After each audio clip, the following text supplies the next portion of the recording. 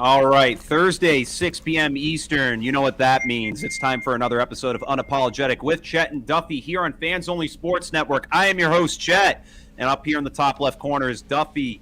Duffy, my man.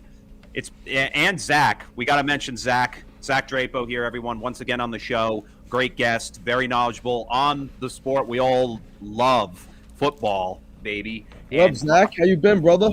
What's good, boys? Ready for some championship weekend football? Yeah, we're going to get into that talk because there was a lot of crazy upsets, a lot of crazy games.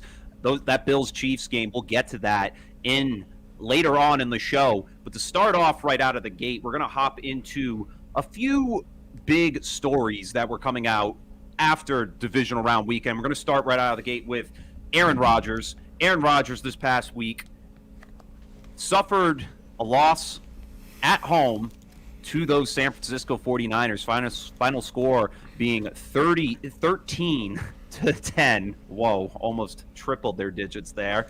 Yeah. And it was a cold game. I didn't get to watch much of it. I got to watch the entire second half, however, and that was just a crazy ending. It all came down to the Niners putting up the big play on special teams, that blocked punt.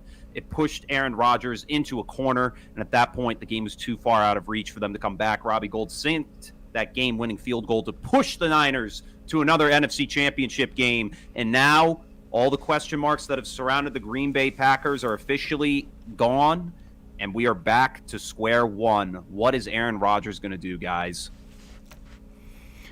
I think Aaron Rodgers, so this leads into another topic, so I don't want to get ahead of ourselves, but I think Aaron Rodgers next year will be the starting quarterback of the Pittsburgh Steelers.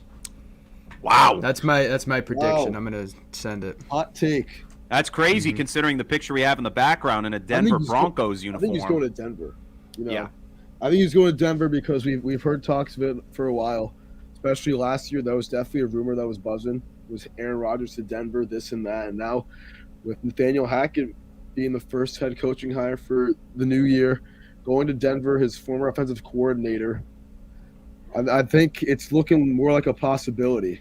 But it also brings up the question, maybe Rodgers will want to just, decommit himself from any of the nonsense that was going on in Green Bay. Maybe he won't even want to work with Hackett in Denver. We'll see. But I think, that's definitely a realistic scenario for him. I know they were the betting favorite for where he was going to land probably last week.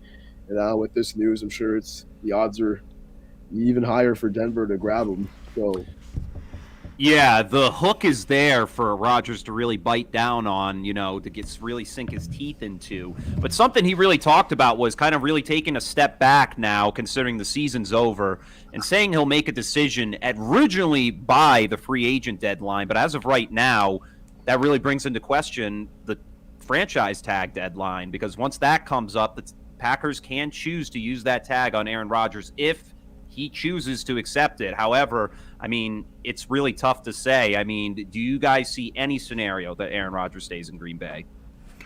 I can see a scenario he stays in Green Bay. I don't see a scenario that, listen, if you're the Packers, you took Jordan Love 2 years ago. You're wasting a rookie contract on him. That's one of the biggest opportunities that teams have right now, to have a quarterback that you feel can lead a team and only pay him $5 million. You only have such a window for that. And if you don't want Jordan Love, you got to get rid of him and try to do what you can to keep Rodgers. So I'm pretty sure Rodgers has 2 years left on his deal if they don't take the opt-out for this year. Is that right? Because let me see. I'm looking at it on SpotRack. He has an out after this year. I don't know if it's a team or a player option. I have been hearing what they said about the franchise tag, so I think it's a possibility that they cut him and franchise tag him, because it might actually be less than what they owe him in cap salary and bonus from the after the opt-out. yeah. I don't think this really matters. I think either way, he's not going to be starting for the Packers next year. Yeah. I'm just trying to think of how, logistically they could work out the contract. Based on this article from sportingnews.com, it says Rodgers did renegotiate his contract and turn the 2023 season into a void year. So there is potential for him to opt out. But obviously, yeah, we'll be in the 2022 season come this season. So, like you said, correct with the 2-year deal. So it kind of comes up to him and the organization of what they really want to do. I agree with Zach. I think he's also played his final game as a Green Bay Packer. I think if they win that game on Saturday night in the cold against the Niners, and have a chance to play Sunday, I think all the nonsense in the news is just hogwash at this point, and that Rodgers would probably beat the Rams and go to the Super Bowl and likely win. So, I think Saturday night what we witnessed was probably the biggest game of Aaron Rodgers' career in terms of the trajectory it's going into, because I think if they do win that game, then there's a great chance that he stays in Green Bay if they win on Sunday against the Rams. But it didn't happen, and I think that there's been too much rigidness in this organization. Also, I mean, there's been too many rumors spiraling the last year and a half now. Rodgers going back to Green Bay, and for a guy who's won back-to-back MVPs, or he's going to in a couple weeks, dethroned the back-to-back MVP. And coming out with just one playoff win in that span is really disappointing. I think he's just ready for a change of scenery also, because the Packers 22 free agents this offseason, most notably Davante Adams, who is probably not going back to Green Bay either if Rodgers isn't. So he doesn't want to play for a rebuilding team. And I think that losing Saturday night was really the final game we'll ever see for the iconic number 12 in the green and gold. Yeah, I have to agree with all things that were being said here in this point, because for me, Aaron Rodgers definitely has played his last game in a Packers uniform. Like you said, the rumors have just been too hot, too much spiraling around this whole story, to the point where it would really take a large push from the Packers organization itself to keep both Rodgers and Adams, who are going to probably demand a lot of money in return for that. And the Packers are already in trouble with their cap room and the amount of players that are on the team as it is, the talent they have there. It just seems like too much of a rock and a hard place for me to see Rodgers really returning to the heights he was in Green Bay. And now we'll turn it around on the Packers organization real quick, because you see two great Hall of Fame quarterbacks, Aaron Rodgers and Brett Favre, each playing their entire tenures in Green Bay for the most part. Obviously, Brett Favre went to the Minnesota Vikings and the New York Jets. But both quarterbacks in their time here in the franchise only brought one title each, 2 Super Bowl rings to show for both of these stud quarterbacks. So at this point, should the Packers organization just throw in the towel and say, hey, we tried with him, and at this point we need to move on. We need to start over.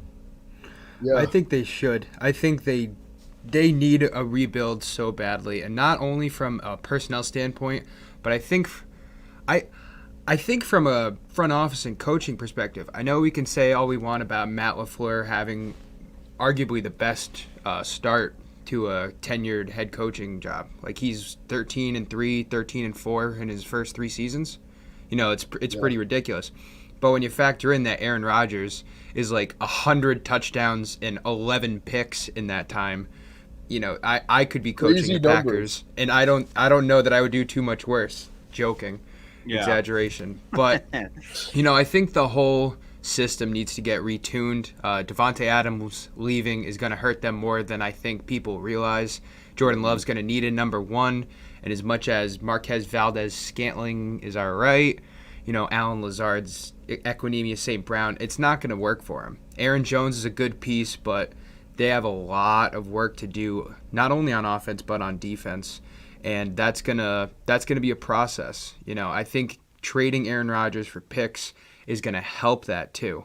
Whatever you can get. There's been people saying that teams have been talking about throwing 2 or 3 first-round picks for Aaron Rodgers. I don't know how realistic that is, but that would certainly help for a rebuild. And I think 2 first-round picks is too much to ask for out of Aaron Rodgers at this point. I think that's reasonable. I think it's reasonable. For a guy like Aaron Rodgers, who we've seen the last 2 years, age 37, 38 season, throw ridiculous number of touchdowns, 85 touchdowns, 7 picks in the last 2 years. But you're talking about a guy who's 38 years old. How do you know he's going to continue that success going for the next 3-4 years? If you just watch him play, he's still a magical football player. Like he still has the same arm. He's throwing accurate passes like he has in his entire Mobility's still career. there. Mobility's still there. He has pass rating of 120 last year. Only player to do that in league history. He's done it twice. And this guy, I almost called him this kid. This guy is Yeah. beat. I don't This is a care man. wherever Aaron Rodgers is at, he is a generational type of talent. He will make that team better. And 2 first-round picks for 4 years. No, probably they're probably gonna get 3 years out of Aaron Rodgers at most. Yeah. So whoever team gets him 3 years for 2 first-round picks, probably gonna win about 30-something games in that time span, make 3 playoff appearances, and contend for Super Bowl every single year. It's kind of like Peyton Manning. Obviously with Peyton Manning, there were bigger question marks when he went to Denver.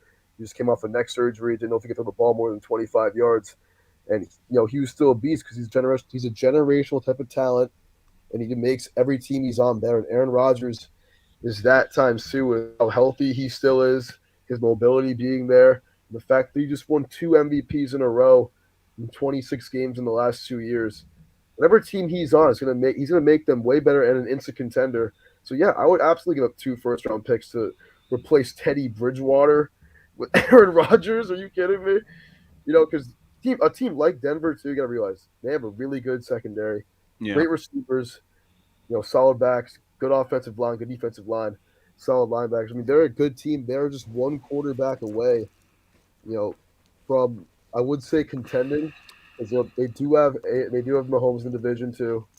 You got Mahomes, you got Derek Carr, you got Justin Herbert, you got the competition there. That's going to be the big thing. Aaron Rodgers in that division, it makes the AFC so much more spicier. Yeah. It makes the AFC West the toughest division in football, and it makes the Denver Broncos an instant contender. Can I put up one more point now? You guys are both Patriots fans, right? Correct. Okay, so I'm not. I'm an admitted Colts fan. No. So here's my point that I would like to bring up to you guys. Would you want, and I know you got Mac Jones and he's going to be the future, that's awesome, but would you want Aaron Rodgers on the Patriots? And think about this for a second, because your immediate answer is going to be yes, but Aaron Rodgers is 11-10 in the postseason for his career. 11-10. Yeah. Like, that's awful. He's been the MVP the last 2 years. He's gotten 1 win, and last week when he lost at home to the 49ers, he didn't throw a touchdown. So the regular season accolades, that's amazing, and he is truly generational. But postseason, if this were last off season and Mac Jones wasn't even drafted yet, I would say absolutely trade for him, because at this point it's like, if all of this controversy and things happened a year before and the Patriots were in the situation they were with Cam Newton, I would say, hand to God, yes, go ahead.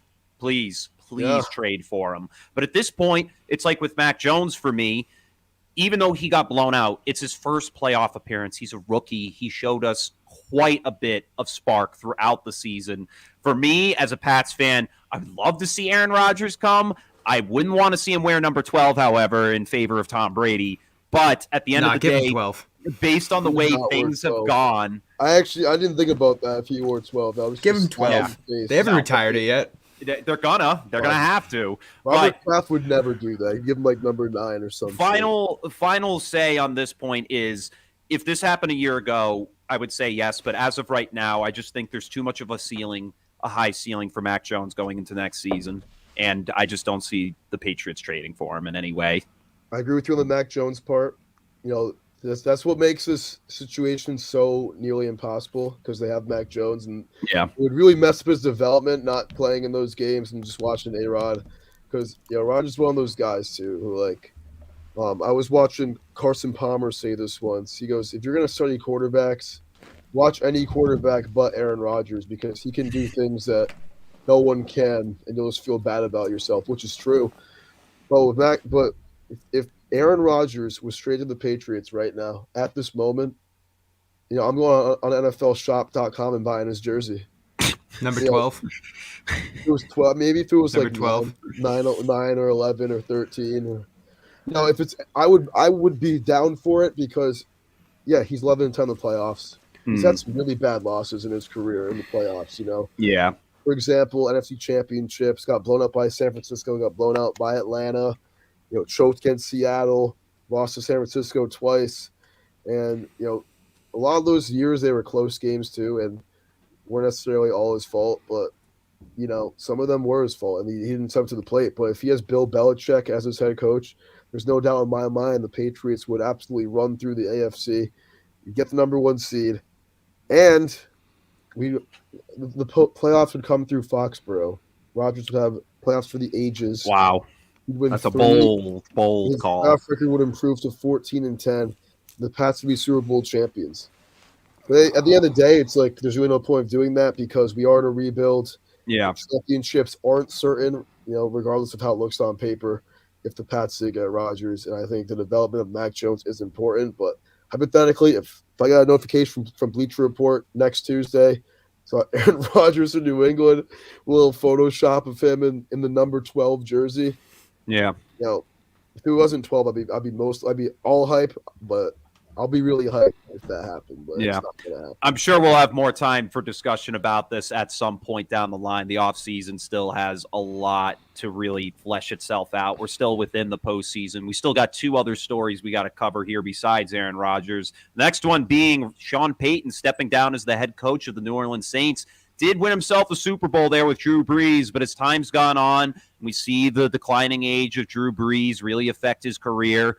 And really the way the team was set up this season, Sean Payton nearly got them into the postseason. They would have needed some help, though, from those San Francisco 49ers to get in. So at this point, Sean Payton off the team at this point. Don't know if he's on the market. He's probably going to take some time off at this point. But, guys, in retrospect, what did Sean Payton really do for football, really, or even for the New Orleans Saints? I mean, he's a great coach. Definitely definitely people will remember him. Definitely has a stain on his legacy with the Bountygate scandal in the late 2000s and early 10s. But regardless, great coach, great offensive mind. Him and Drew Brees, I think they're definitely amongst probably a top 3, definitely top 5 head coach quarterback duo behind Brady Belichick, Dungy Manning, arguably, Tomlin, Roethlisberger. Just a lot of names. You're going to remember them as a staple of football growing up. Sean Payton and Drew Brees, the New Orleans Saints, and I think that Saints, they definitely should have more on their resume the last 10 years or so. It hasn't really been the same since they lost to the 7-9 Seahawks in the playoffs, and I think that Sean Payton will be a Hall of Fame coach one day. Great offensive mind. I think for any coach who coaches one team for that long, kind of a lock for Canton. Yeah. And, averaged about 10 wins a season. Had a really bad defense for a lot of those years too. Remember those years in the mid 2010s, the defense was the worst in the league, and still got some wins. So, shout out to Sean Payton, great time there. I don't think he's going to be a head coach next year. I think for the way that he stepped down, I kind of just think that he's ready to spend time with some of his family this year. But I could be wrong. We've seen it before where he might just want another gig, and he could end up being a sportscaster too. He could be. And New Orleans, a rebuilding team too. Maybe he wasn't really about it. Really showed how good of a coach he was this year, though, coaching that squad to 9-8, going through a carousel of quarterbacks. So all respect to Sean Payton, great career with New Orleans, and will be a staple of 2000s and 2010s football for in NFL history. Yeah, I definitely agree. And you hit the nail right on the head. I want to say that Peyton and Brees have the 4th most wins of any quarterback coaching combo behind the 3 you had mentioned. Wow. Okay. And not only that, but what he did for the state of Louisiana, the city of New Orleans, right after Katrina winning the Super Bowl. People could say it's fixed, whatever, but it was a monumental achievement for the city. I believe it's still the Saints' only Super Bowl win. And you have to give a lot of credit to Drew Brees, but you have to give credit for Sean Payton. That's all I'm going to talk about for the Super Bowl for obvious bias reasons. Yeah. But great call. Second half kickoff, baby. Yeah. Shout out to Pat McAfee.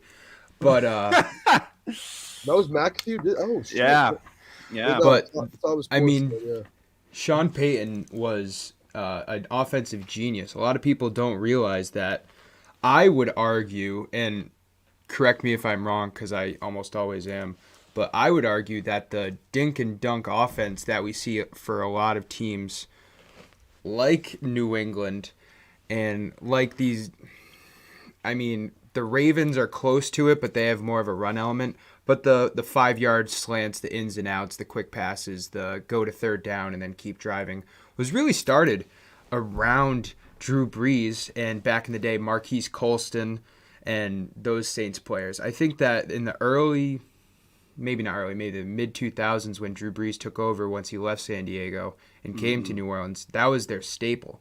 You know, people always talk about Drew Brees can throw the ball deep, but when you're throwing 50 times a game, you can't throw the ball deep every time. And that was an element, and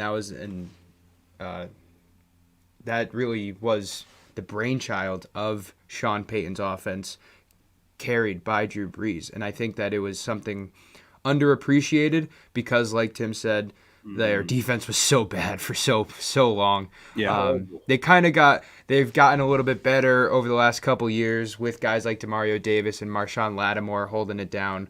Cameron Jordan has been a generation talent that they've been lucky enough to have for like 10 years. But when you think of the Saints and you think of the Saints over the last 15 years, you think offense. You think Drew Brees, but Sean Payton was really one of the unsung heroes, and I don't think he will be back. I do think we've seen the last game he's coached, and he deserves a spot in Canton, even though he did have that scandal, and I'm not saying anything good about that because it was bad, but he definitely deserves to be in Canton as amongst one of it too, you know. Right. Yeah, and looking at Sean Payton's career, finished with a regular season record of 152 and 89, postseason record of 9 and 8, finishing his career with 161 wins and 97 losses. It's definitely a great record there for a head coach. And like you talked about, you had guys that came in that he really coached to be great players. We saw it out of Mark Ingram. We saw it out of Marcus Colston. We saw it out of Cameron Jordan. We see it now with Michael Thomas, even though we haven't seen him in a while. We saw it with Brandon Cooks when he started there, Drew Brees, Cameron Jordan, all these guys. Sean Payton has been, and Jimmy Graham. Jimmy Graham was amazing in New Orleans. That was the tight end I couldn't think of. Yep. Yeah, Jimmy Graham, like a forgotten name at this point, but in the mid 2010s, he was one of the most feared tight ends in the league, and he coached him in a way that just made him a great player. Sean Payton, a great coach, had really stellar teams that he brought to the table every single season. There were a few seasons, obviously, where the Saints, even with Drew Brees at the helm, weren't as good as they should have been. But at the end of the day, nothing to say besides positives with him, besides the scandals we always say. But I will say this. I'm going to remember him also for the last 5 years. This team was the best roster in football for maybe a 3-year stretch and choked 4 years in a row. 4 years in a row they choked. They lost 3 playoff games at home in a row. I'm going to remember them for that too because Sean Payton, his last 4 years in New Orleans, they should have had one ring. And you can say all you want about the no call in the NFC Championship. I know That's exactly what I was going to say. Zach was loading that up for a sec. But dude, Drew Brees got the ball first in overtime and threw a pick. Yeah. So I'm gonna remember that about the Saints. Honestly, the last 5 years Sean Payton coached them, they even had a really good team. I think it was in 2012 when they played the San Francisco 49ers in the divisional round and lost on that touchdown from Alex Smith to Vernon Davis. They've had some tough.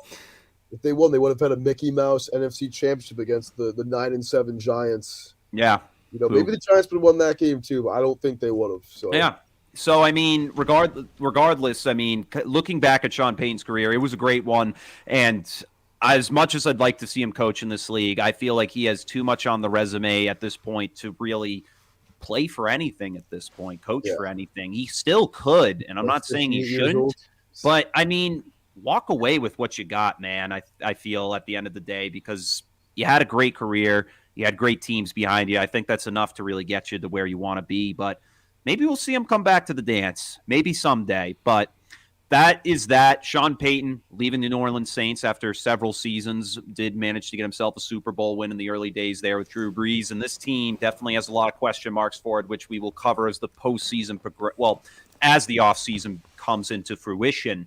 But moving on to the final segment the final talk before we head into our final segment of the evening is going to be about Big Ben Roethlisberger, who finally decided to hang up the cleats after 18 seasons. Sucks. And honestly, for me, it kind of sucks to see him. Well, I mean, it's sad because, hey, I grew up watching Ben Roethlisberger. I saw him win his first Super Bowl against the Seattle Seahawks. I wasn't really interested in football at the time when they beat the Arizona Cardinals in the Super Bowl. But you watched that game against the Seahawks? Yeah, I was very young, but I remember that game vividly. That's the Sean Alexander, Matt Hasselbeck game, right? Yeah, with the bus, dude. The bus. That was. I think that might be the first Super Bowl I ever watched. Yeah, that was one of. I think totally that was rigged. I totally think rigged. What I watched actually was Saints Colts that group. And a little NFL history here. That was the first 6 bottom seed team to ever go to the Super Bowl and win. Was the Pittsburgh Steelers that year? Who was the next? The New York Giants. No, they were number 5 seed. Green Bay. Oh, yep, that's right. But Big Ben, I will say this about his career: legend. He's a legend, and I think this past season, especially these last couple of months, getting his team to the playoffs, winning a lot of big games and big moments. Yeah, I mean, and the Ravens twice. Think about this too with him. He was a quarterback that kind of changed the position in a way because of his size, his build. Yeah. He could break sacks and just get out of it. I don't know how he was doing it when he was plays. Yeah, he'd extend the play so long to the point where it's like, dude, can someone just bring this man down? And you were never out of the game with Big Ben playing quarterback, unless if it was in Foxborough, then you were out of the game. Yeah, he only won there once in his career against Matt Castle, but Big Ben this season we saw him have some great outings. Against Matt quick flex. Tom Brady. Some great outings. I mean, Matt was saying you're always in the game with him. Extends plays, true Hall of Famer. And he even proved it this year. Crazy shit this year, and they were down 29-0 against the Minnesota Vikings and almost won the game. Yeah. And before season, it was all like, "Oh, Big Ben's making this team worse." Back in week 3, week 4, Big Ben's playing bad football. He's just retired now, and it was clear that when Mason Rudolph or Dwayne Haskins stepped on the field, that Big Ben was not the problem on this team. He was still the best quarterback on this roster, and he's just been such a consistent player for so long. People forgot about how good he was, being in the same era as Manning, Brady, Breeze, Rodgers, but definitely a top, I would say, 12 quarterback of all time. Probably has the hardware. Luckily, he got it early in his career. On the heels of that really good defense, and he had an awesome game-winning drive in Super Bowl 43, as we know. So clutch, legend. Another guy with some off-the-court issues, as we know. You can go on Twitter if you don't know what I'm talking about. But yeah, I mean, great career, and loved watching him play. It's kind of crazy that we're all about the same age, and we started watching football probably around the same time, but we really got to see. I don't want to call it the best time for the NFL because that would be underappreciating the 70s, the 80s, and the 90s where you saw dynasties like the Cowboys, Steelers, and 49ers. They're the best quarterback play. But right, we got to see Brady, Manning, Rodgers, Breeze, Roethlisberger. I'm probably forgetting 2 or 3 more. Russell Wilson too. I mean, I would even put Russell Wilson into the next generation. Russell Wilson, I think, is still in his 20s, right? Or at least I think he's 30 now. 33 now. And it's crazy that we're now in the time. I mean, Manning retired years ago, but we're now in the time where Rodgers is about to be 40. Big Ben's retiring. Breeze just retired last year. Like, it's really coming to an end, and it's really starting to hit you. And not to segue too much, but I think we're about to be on another golden era, at least in the AFC. When you got Pat Mahomes, Josh Allen, and Joe Burrow headlining the AFC, I think this league is in good hands still. Yeah. But one thing I'll say about Big Ben, I would say that he is like a better version of Brett Favre. That's really the comp that I would have him as. I think they're gunslingers, they're risk takers, a little bit bigger set. I know Brett Favre was kind of shorter, but he was a little bit bigger of a guy. And I think that their screw it, they're open down the field and throw it mantra is exciting. I think that it wins rings. I think it also makes mistakes and it makes for hard exits out of playoffs, which we saw from both guys. And Big Ben had it all. He had a great defense to help him out for most of his tenure. He's had some amazing Hall of Fame caliber wide receivers, even dating to the young ones that he has now that I think have a future in the league. But Yeah.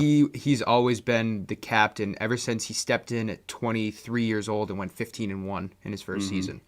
So Crazy. I think Big Ben is one of the more underrated quarterbacks of this amazing decade and a half of quarterback talent that we saw. And I hope, I mean, he's obviously going to be in Canton, but I hope he truly gets the recognition now that he is going to be out of the game, even though he did have not the best couple seasons to end his career. I don't think we should focus on that. I think we should focus on his entirety.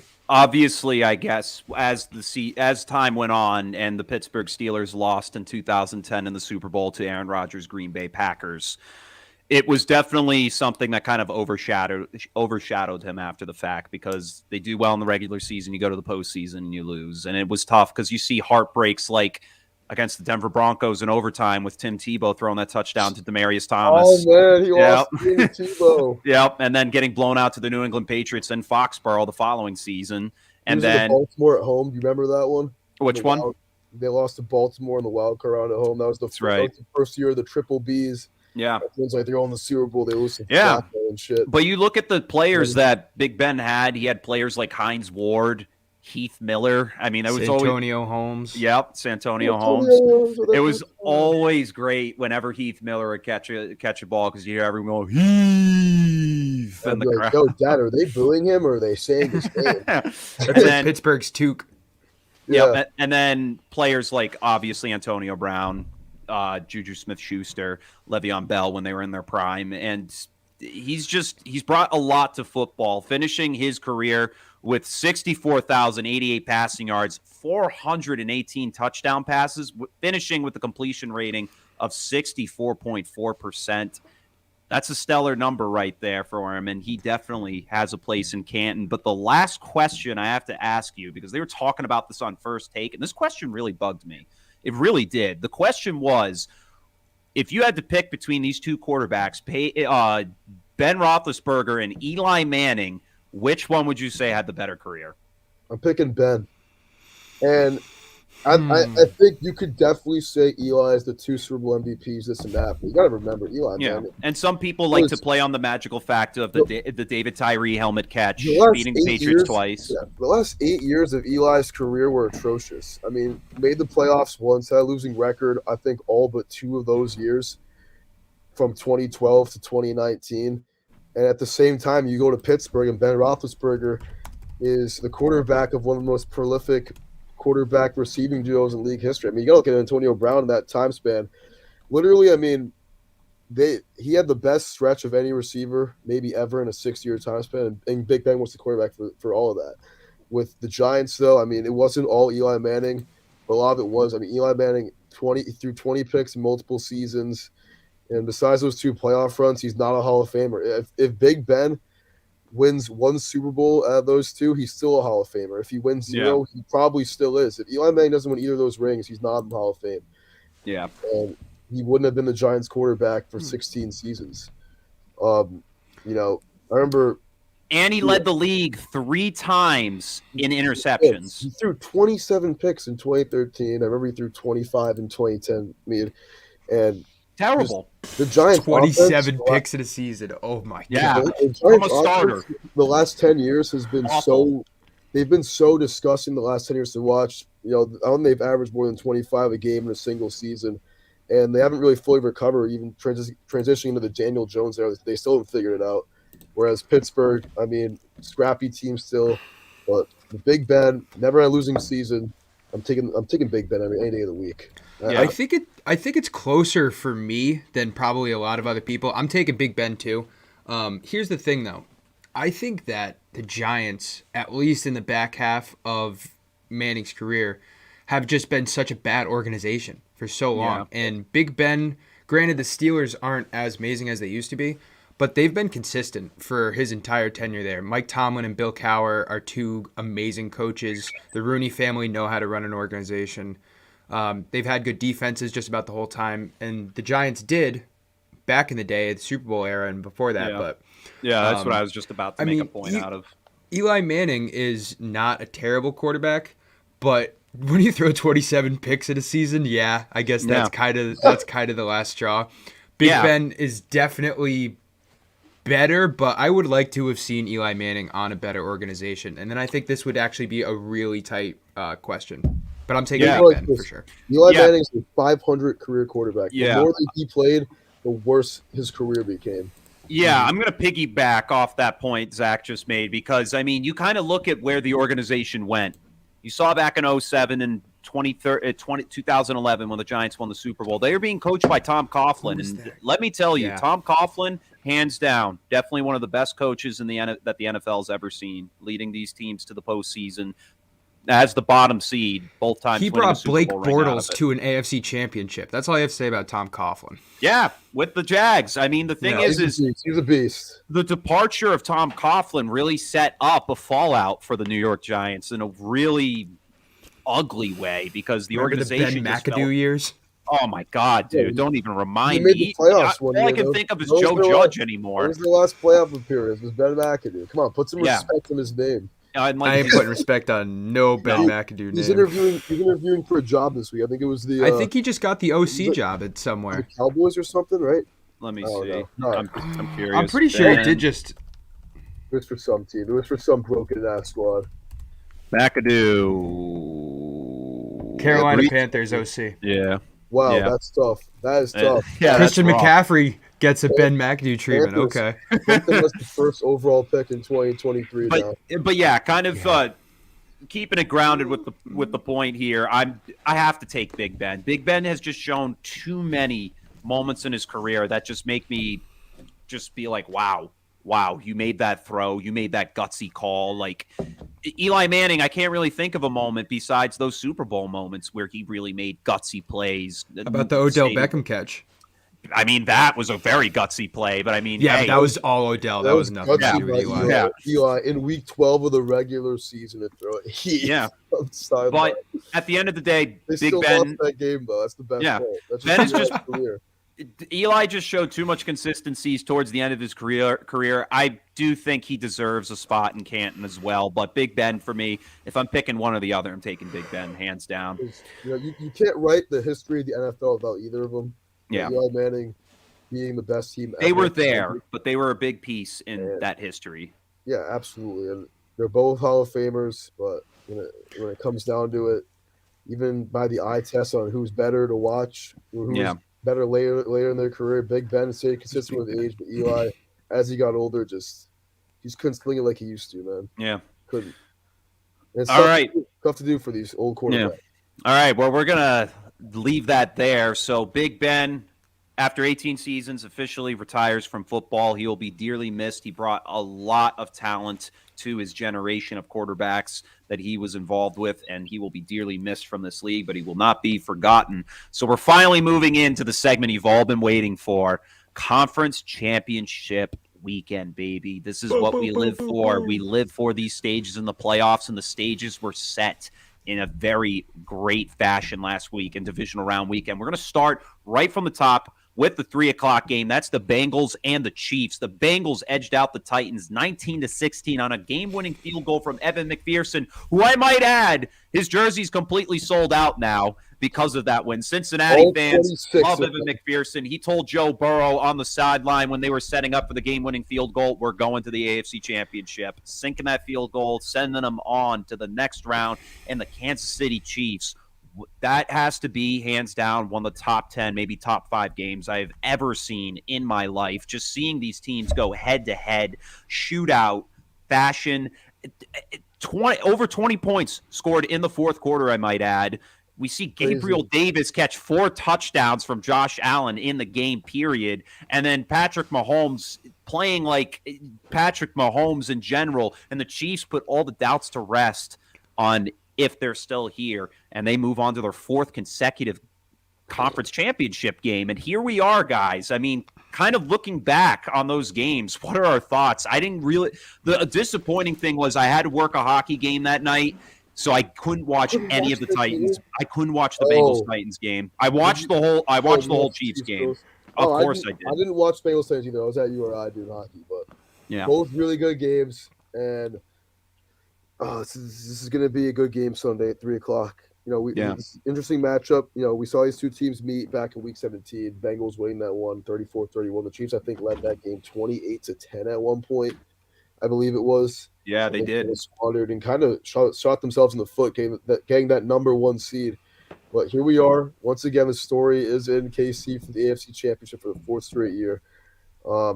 Listen, I think this is going to be a closer game. Chiefs are currently -7 right now. I don't think they're going to cover that. I think the Bengals are going to keep this thing close. They did the last time they played. And Chiefs have been pretty bad the last 2 years at covering these touchdown plus spreads. Saw a lot last year. But with that even being said, I think the Chiefs will win this game, but it's going to be a lot closer than 7 points. It's going to be high scoring. I'm going to take the over at 54.5. The second straight week. I did have Buffalo last week, cost me a lot of units. KC is going back to their third straight Super Bowl. They're going to go to LA. And Chiefs Kingdom, it's going to get loud. Joe Burrow got sacked 9 times last week in Tennessee. Offensive lines have to step up against Chris Jones and all them boys up front for KC because, bad protection mixed in with the loud crowd at Arrowhead is not a good recipe for Joe Shiesty and company. I got the Chiefs, but it'll be close. Chiefs by 4. I think Joe Shiesty might be one of my new favorite players in the NFL. That offense is way too explosive. If they had an offensive line, they would be the Chiefs. I really do believe that. And Joe Burrow might not have as much arm talent as Pat Mahomes, but he's damn near close. Yeah. You got Jamar Chase, T. Higgins, Tyler Boyd, Joe Mixon. C.J. Uzomah has been a top 10 tight end this year out of nowhere because Joe Burrow. Uzomah, baby. He's a beast. But when he's not going to get sacked 9 times. The Titans' defensive line and their edge rushers and overall quarterback pressure is much better than the Chiefs. The Chiefs do have ability to go and do that. Anthony Hitchens and even Sorensen have the ability to go on blitzes and get these sacks out of nowhere. And then, of course, you got that pressure coming from Frank Clark and Chris Jones coming in. I think the Chiefs are going to put up like 50 points against the Bengals defense. I'm sorry. Really? I really do. I don't see how. The Chiefs are too good, and you can't stop their offense. You see Mahomes and Kelsey. Did you guys hear about this? They made an adjustment at the line because Kelsey had told Mahomes earlier in the week, if you call this play, I'm not running the route that you call for me. And then they got to the line in overtime, and they looked at each other and winked. And then that was the touchdown that Travis Kelce caught. They are too on point. It's ridiculous. And they're at home against a team that you could say all you want about this team being young, but they're also inexperienced. They have too much going against them. Even though Joe Burrow is, I'm gonna be tame, but Joe Burrow is really good, and I think that. I'm going to take KC -7. You actually make me want to hammer the Chiefs spread now, dude. Now you said it like that, Bengals is kind of trash. I kind of take pride. I kind of take pride in knowing defensive personnel in most teams. I can't name a Bengals defensive player besides Jesse Bates. Yeah. Geno Atkins, is he still there? I don't think he is. No. He ended up in Dallas, and then he got hurt, and then I'm pretty sure he's done. And dude, Geno, he put so many good years. He might have been on the Seahawks last year. Yeah, he got traded something there. like that, yeah. But who's their starting cornerback?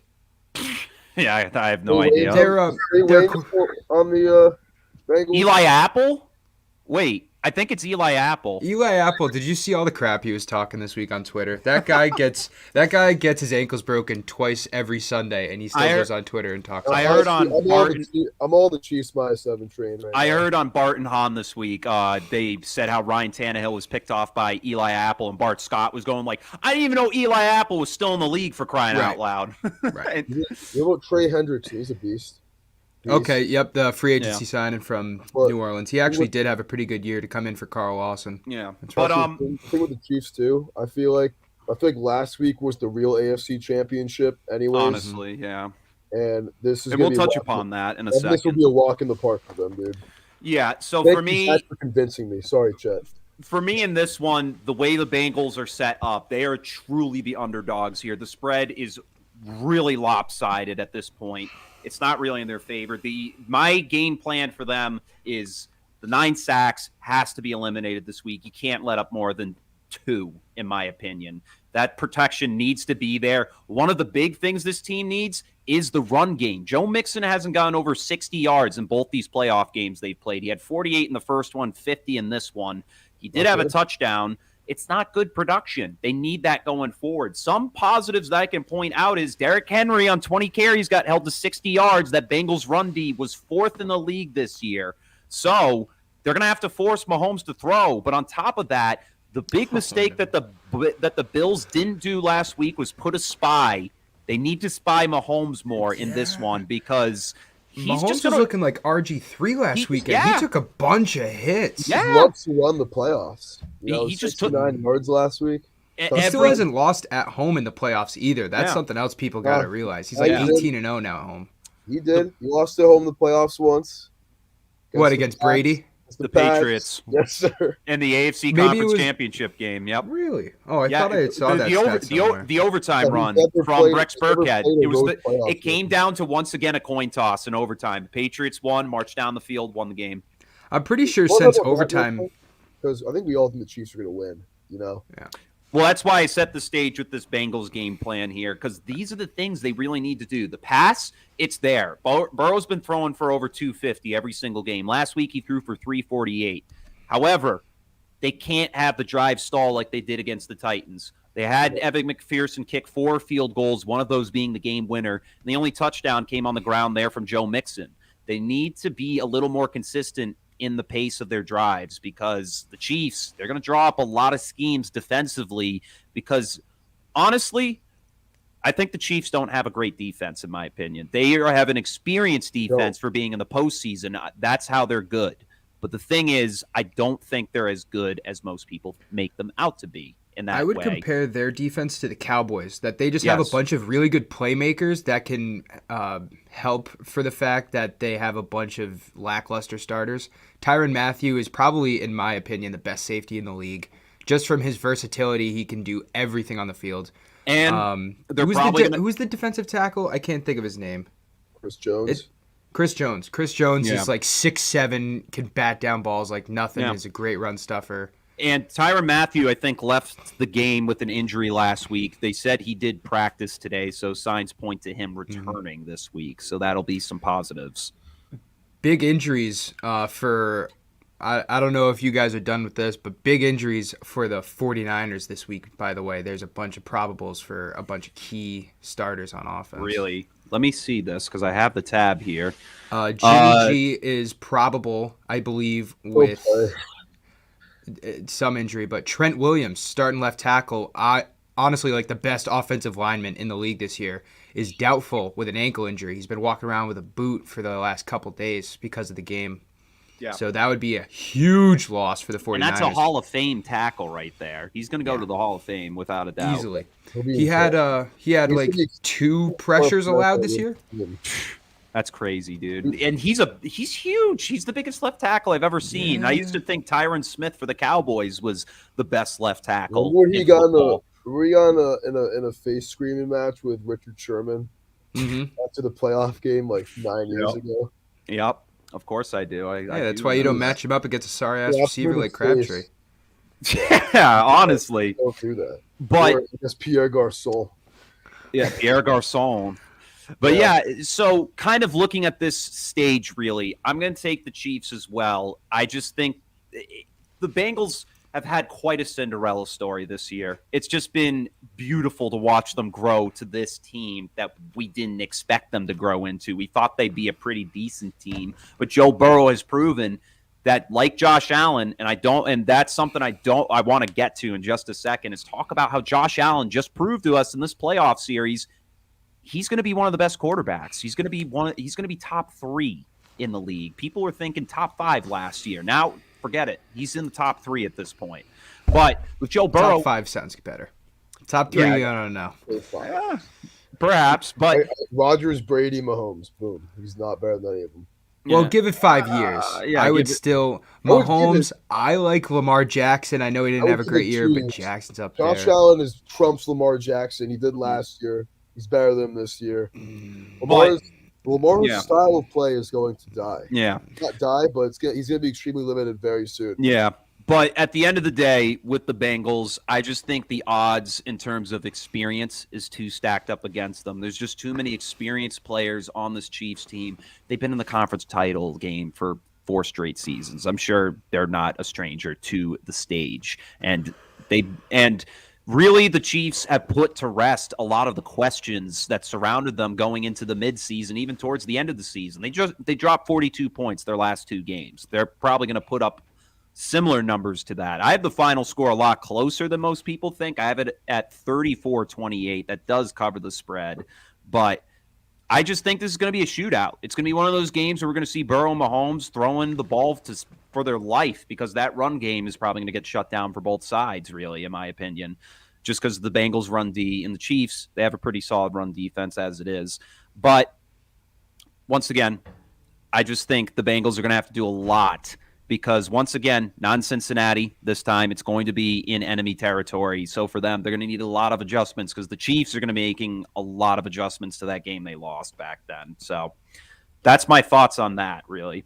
I think if the Bengals, stall out on a couple of drives in the first half and punt a few times, yeah, the first, handful of possessions, then they're out of the game. Because against a team like the Chiefs and Mahomes, like you were saying, Chet, they got to punch it in the end zone. You got to keep pace with them.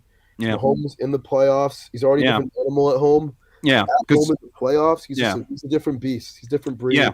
Because it's making Pittsburgh 4 last week. Yeah. Because putting up 19 points against the Titans last week really kind of made me be like, hey, great, they won. I love the Bengals, but at the end of the day now, it's like the Chiefs have put up 42. It's a lot worse than the Titans. We've seen it. Yeah. And Burrow already threw for, I think, 414 yards in these boys 4 weeks ago. Yeah. So I'm not going to sell him short, but kind of like Zach was saying, I don't like the way that Cincy matches up with KC and all the weapons they have, and this could be a field day for the Chiefs if the Bengals don't bring pressure early, or if they stall out a couple times in the first half.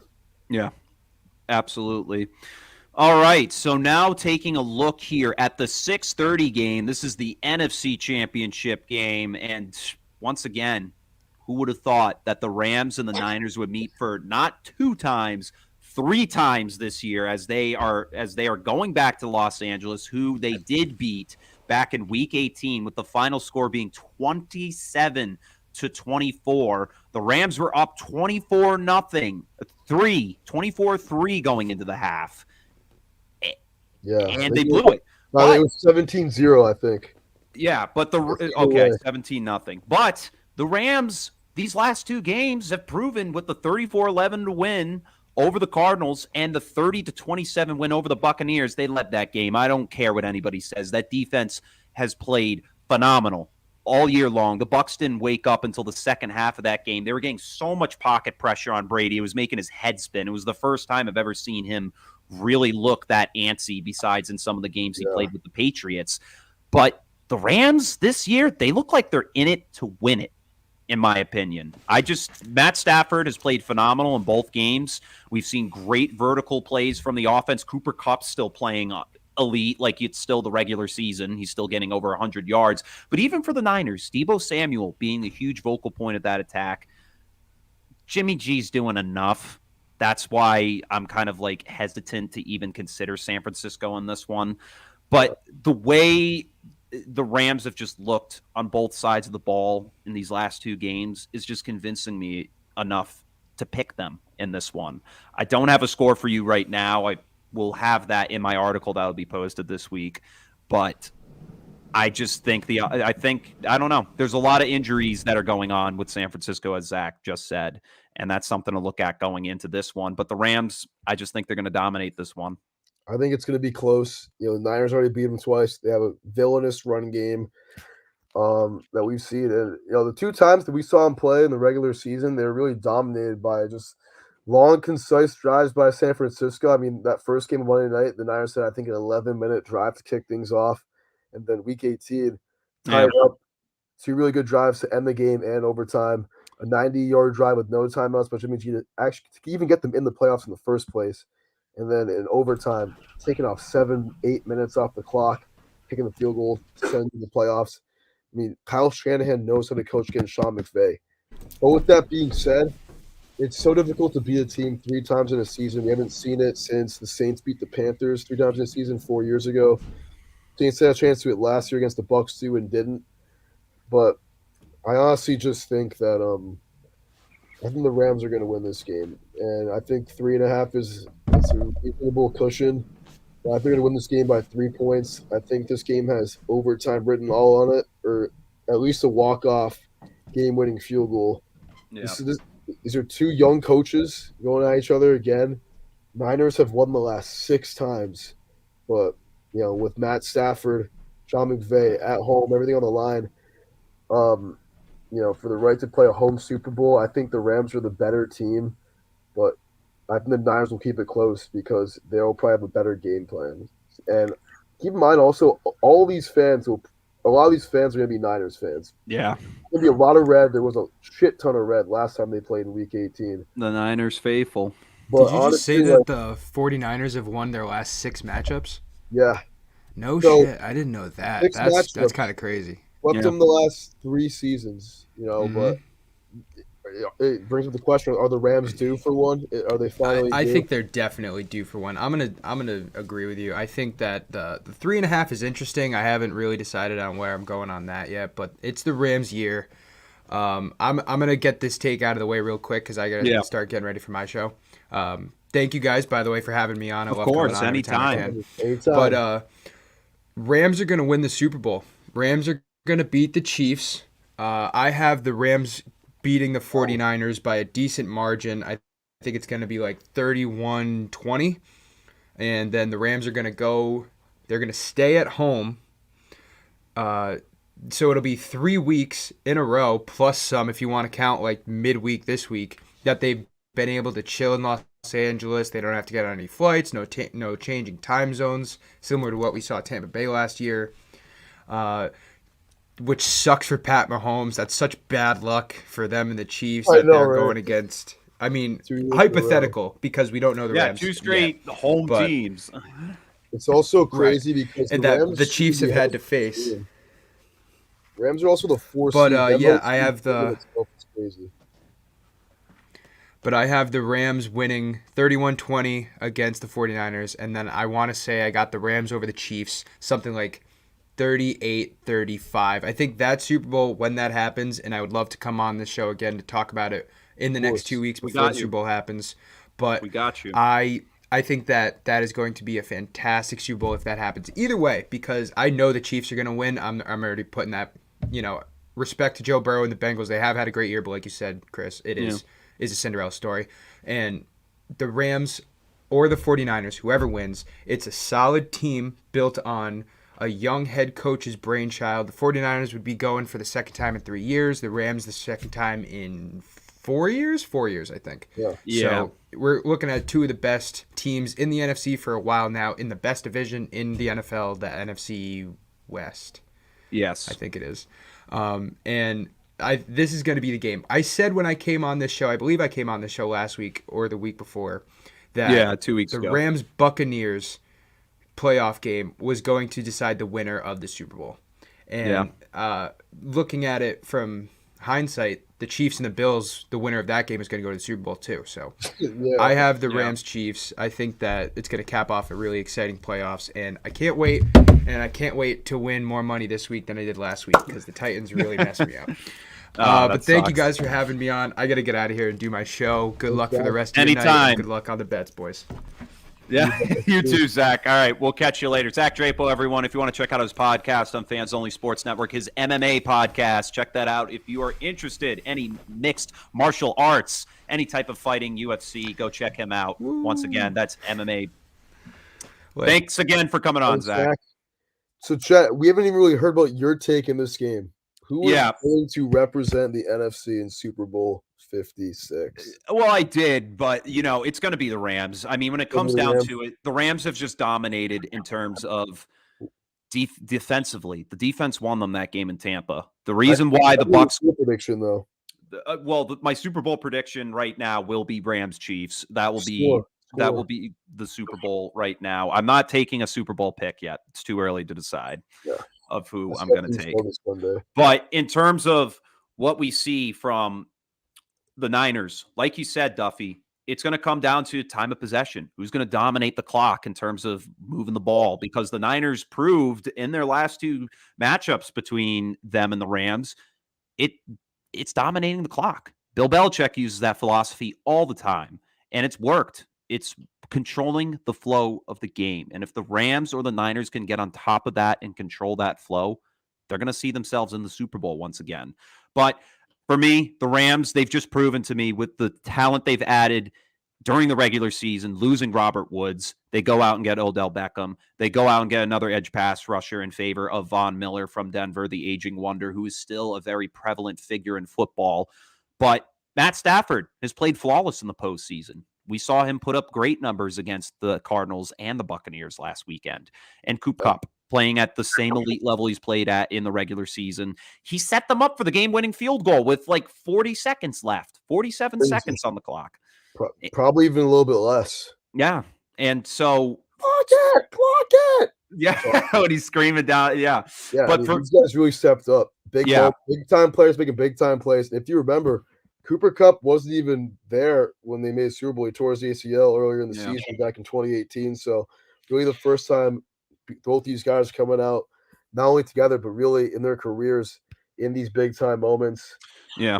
In these conference championship games and possibly Super Bowl games. So this is going to be an awesome game. And I think with the AFC being what could be a doozy, as our boy Zach Drapo just predicted, this game will definitely be a great way to end the night. I think it'll be the closer of the two games. Yeah. Divisional rivals in the conference championship doesn't get any better than this, being for the third time this season. And on paper, I mean, I think San Francisco has all the advantages, already beating them twice. And with the fans, it'll be majority San Francisco 49ers fans. I think this will be somewhat of a home game for them, or a neutral site at worst. I do have a final score prediction. I'm going to take the Rams 29-26 over the 49ers in this one. Interesting score, Yeah. I think it's going to be. I think it's going to lead to some game some drive stalling, field goals. I think we're going to see the defenses play very elite in this one. The Niners know how Matt Stafford works at this point. They've seen him twice this year. They've dominated him both games. And then for the Rams, they've dominated people with their defensive front seven. And the Niners, they're going to need to drop a lot of fun plays if they're going to stay in this one. And Jimmy G, he's going to have to stay very consistent, especially potentially without his starting left tackle, Trent Williams, the future Hall of Famer. So those are our calls. It's going to be a Chiefs-Rams Super Bowl after Conference Championship Sunday concludes. And with that, I think the only thing now, but the more I talk to Will Reyes this week, don't be surprised if I get a text switching my pick. Yeah. More I'll look into it. AFC, I think, is a lock with the Chiefs, but this game right here, though. Especially, think how crazy that is. Chiefs had 13 seconds to drive down the field and tie the game, and they do it. Are you kidding me? There's just so many crazy moments since Week 18 to even lead us to where we're at. We had literally this game, too. Yeah. Having a 90-yard drive in a minute with no timeouts. Yeah. And then you got 3 and out before that, too. 1 first down. They're not in the playoffs, Yeah. So this Niners team has all the grit in the world, and then you had the the Chargers Raiders game coming down to a near tie. Yeah, just a lot of crazy moments this season. Chiefs, Bills, the cherry on top. Maybe we'll get some more whipped cream, another cherry after this weekend, because I think we're in for 3 more really good games of football this year, and I'm so excited to watch them. Absolutely. And we once again want to thank all of you folks for tuning in to Unapologetic with Chet and Duffy. If you want to tell us who you think will head to the Super Bowl next Sunday, leave a comment in the comment section below. And if you want to check out our YouTube page, that's where most of our content gets streamed to, is on Unapologetic with Chet and Duffy there on YouTube. Go ahead and subscribe to that. And definitely share these posts. It definitely helps us to get this podcast out there to more listeners. That's our main goal here, is to start a conversation, and we hope that you can be a part of that conversation as well. But once again, thank you all for tuning in to Unapologetic with Chet and Duffy. It's kind of becoming a Thursday show at this point. I might honestly want to say we should just keep it on Thursday. I mean, at this rate. we see it at the end of every show. So Yeah. Thursday's the new day. Like, don't be surprised if we give you a Wednesday because me and Chet, busy guys, Yeah. have some stuff on Thursday. Matt and Ron always got something for me going on a Wednesday for some reason. They just call me up and be like, "What are you doing?" And I'm like, "Well, I'm trying to do my show." And they're like, "Oh, do the show after." And I'm like, "Well, I guess I'm not doing the show anymore until tomorrow." That's those are our guys, Matt and Ron. Yeah, Matt and Ron, the legends. Check out Fans Only Sports Network on YouTube, Instagram, and Facebook. We love all you guys. Yep. So thank you all once again for tuning into Unapologetic with Chet and Duffy. We will see you all next week when we talk about our recaps from those championship games and our early Super Bowl predictions. So be sure to check those out when that happens. So can't wait for the games this weekend. It's going to be a great slate, and we will see you all next time. And before we go, I'm going to give tonight's Chet's Oscar Award is going to go to Big Ben Roethlisberger for a great career. He has been ranked, according to NFL, it says, is one of 12 quarterbacks in NFL history to win 2 or more Super Bowls as a starter. One of 12. That's pretty crazy right there. That deserves an Oscar. Can you name all 12? No, probably not. Brady, not Breeze. Fucking No. Brady, Bradshaw, Troy Aikman, Jim Plunkett as 2, Peyton Manning, Big Ben, Eli, I think I got one. Bart Starr has 2. Does Phil Simms have 2? He didn't win one. He only won as a starter. Okay. Okay. Oh, did I say Elway?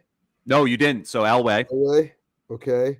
And then you got Mahomes this year will be it. He would be one of 13 at that point. Dude, who else am I missing? This is pissing me off.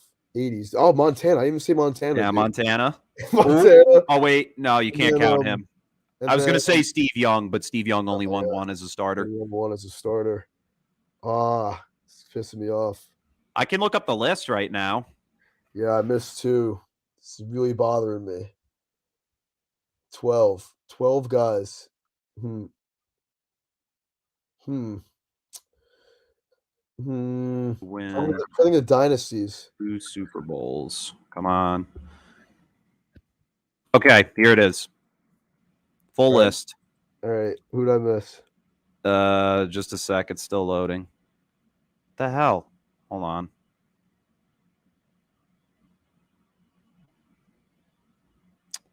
Yeah, like is Phil Simms on that list? That's what I'm trying to figure out. Okay, here we go. Okay. All right, so Brady, Montana, okay, Bradshaw, Aikman, Eli Manning, Peyton Manning. Yeah, said all of them. Ben Roethlisberger, John Elway, Jim Plunkett, Bob Grease from Miami. Greasy. Oh my God, Bob Greasy. Roger Staubach, Bart Starr. Those are some. He was in the 70s, dude. I should have got both of those. That was so dumb of me. Hey, you're pretty spot on. I probably would have only gotten a spare few of them. You wouldn't have gotten Plunkett. He's underrated. He's the only one of those who won't be in the Hall of Fame. He won with Joe Madden. Yeah, he won't be in the Hall of Fame. Joe Madden's baseball, bud. John. My bad. Yeah, Joe. What am I saying? Yeah, that was the Cubs. We're having some probably like at this point post-show banter. Yeah, post-show banter. But anyways, ladies and gentlemen, that wraps up everything here on Unapologetic with Chet and Duffy. This is Chet and Duffy signing off once again. We will see you all after the conclusion of Conference Championship Sunday. Thank you all for tuning in. And once again, as always, go Pats, baby. Go Pats. Peace.